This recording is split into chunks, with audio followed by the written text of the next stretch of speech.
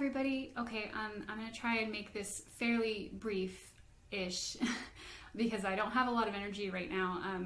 I've been wanting to make a lot of videos, but my fatigue problems are pretty bad right now, and I'm having a really hard time sort of just kind of staying awake at the moment and sitting upright. So, but I thought if I'm gonna make a video, I might as well make a health update about what's been going on. If you've been following my videos, I have pretty severe fatigue issues that we're not entirely sure what they are yet. We've gone through the potentials of, I've already been diagnosed with PTSD, so it might be that, but there's also the possibility of ADHD.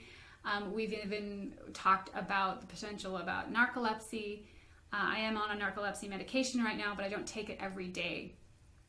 And I try not to take it every day. But but there's a new contender, there's a new possibility that I wanted to share with you guys, because I know in the comments a lot of you have experienced saying that you experience the same thing and you're kind of going on this journey with me.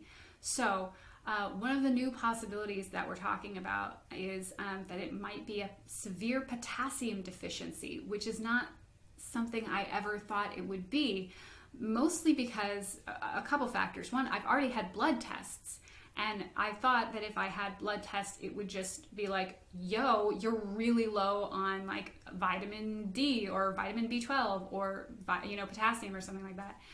It would just show that I was really severely lacking in one vitamin or mineral, and it didn't.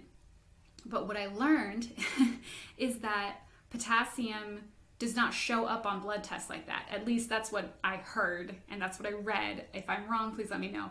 But according to the doctor that I watched about it, he explained that potassium is in the inside of the cell instead of in the bloodstream. So it's not going to show up unless you do a very special sort of fancy intracellular test to check the contents of your cells and not your actual bloodstream. So that's why it wouldn't show up. And the other reason I thought was, I'm like, I take a multivitamin every day.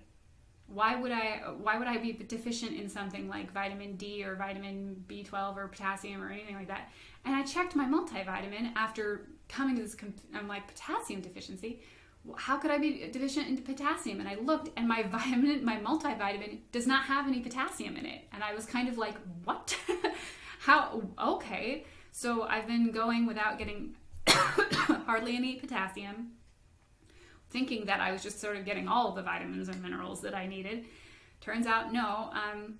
And so I looked at my diet and I was like, well, I used to be getting a lot of these foods. So what are the foods that have a lot of potassium in them? Things like avocado, bananas, sweet potatoes,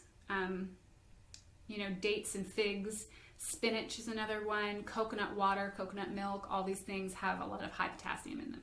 And I was like, well, I haven't had a lot of those in a while. And the last time I did have them, I was drinking them in smoothies when I was going to the gym. And that was around the time when I stopped drinking those smoothies, basically just because I got bored of them, was just a few months before my fatigue problems really set in full force. And I hadn't put that together before, mostly because I was having, it hit at a time when I had a lot of huge transitions and chronic stress in my life, where I was extremely stressed out and anxious. So I just thought the issue, I was like, I'm tired because I'm stressed out, and that's the reason. Sorry. So yeah, stopped drinking these smoothies, which I was drinking several a week, and really it was not, I had no idea that potassium was like a factor at all. I was just like, these are healthy things. I'm trying to get more fruits and vegetables in my diet, whatever. Put them in there, blend them, drink it, because you don't want something heavy before you go to the gym. At least I don't. And then, so this was what was so frustrating for me, was that when I went to the doctor the first few times, I was like, I am so fatigued, and they were like, okay, well, do you work out? And I said I had to stop because I started getting so tired. And it seems like everybody wants to fit it into this narrative of like, you're tired all the time because you don't work out anymore. And I'm like, I couldn't do it anymore. I was at a place where I had a lot of energy, and I was able to go to the gym, and the gym was generating more energy for me all the time. And then when I stopped a few months later, I found that I no longer had any energy to do anything hardly, and it's only gotten worse and worse. So potassium deficiency causes muscle weakness and extreme fatigue, as well as heart arrhythmias, which are, I have had that before. Irregular heartbeat, because of course so basically it weakens your muscles, which is really scary because your heart is a muscle as well. It's a big muscle, and so it needs potassium in your diet. And it causes insomnia and all sorts of sleep problems, which I've always had. So it's like a lot of my issues with stress and anxiety seem to have masked this issue. So if that is indeed what it is, we don't know yet. But so I'm going back to the smoothie world. I'm not too happy about it, but at this point, like, I will do anything. It's not a big deal. And honestly, if it isn't actually a potassium deficiency, then having smoothies that are made with fruits and vegetables every day, it's probably not going to be too bad for me. I'll probably be fine. It could probably only improve my health overall, even if it doesn't help this issue.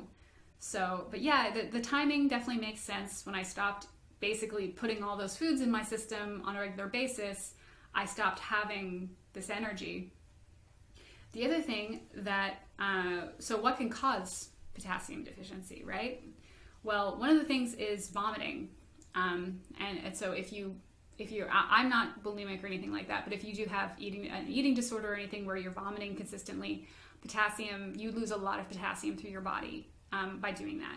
And also I think the same with like the other way around. If you're having diarrhea all the time because you have the flu or something, that can happen. It can, the other thing is stress and anxiety. So the doctor said that it's basically like it's like a hole in a bucket in your adrenal glands where the potassium goes in and it goes straight out, where it's not able to hold on to any of that potassium when your body is extremely stressed and anxious. So the good thing is that the L-theanine that I've been taking and the GABA and all that is helping my stress and anxiety, but it is an ongoing problem for me. So it's sort of a whole full body sort of renovation that I'm having to do. I'm having to reintroduce all of these vitamins and minerals into my system while also caring and working with my emotional state and my mind and my brain to sort of allow my body to hold on and absorb those vitamins and minerals. So I need to take, two different things happening at once. So I know some of you have been complaining about the same thing. Maybe take a look into your diet. Are you getting these things in your diet, like dark leafy greens? And because Americans, we are all so veggie phobic, most of us, let's be honest. Like, we really eat way too many like breads and carbs and sugar, so much sugar, and not a lot of vegetables. And you can actually get it from potatoes. There's actually quite a bit of potassium in potatoes, which is interesting. And so I think that's my limit. I'm gonna have to stop recording now.